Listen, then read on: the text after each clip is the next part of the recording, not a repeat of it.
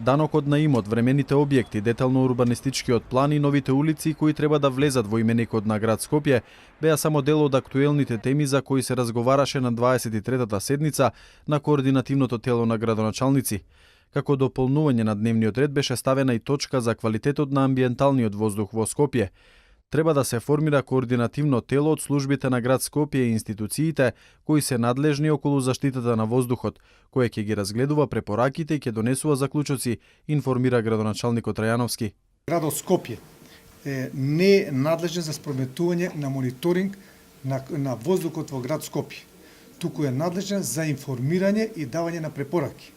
Соодветно на тоа, градот Скопје има донесено акционен план и донесува препораки кои што граѓаните можат да ги видат тие препораки на нашата веб страна. Тоа е нашата надлежност и нашата надлежност ние како град Скопје ја исполнуваме. Надлежноста за мониторинг на воздухот е во надлежност на Министерството за животна средина и просторно планирање. Од градот Скопје им препорачуваат на граѓаните кои имаат индивидуално затоплување да користат поквалитетни горива, бидејќи со тоа ќе придонесат да се заштити воздухот. Трајановски вели дека од градот ги превземаат сите заштитни мерки кои се во нивна надлежност. Препорачуваме поголема користење на јавниот превоз. И воздухот во градот Скопје не е ништо позагаден него што бил минатата или предминатата година. Вие знаете дека оваа година веќе се во функција половина од превозот на ЈСП со нови автобуси, кои што многу помалку загадуваат.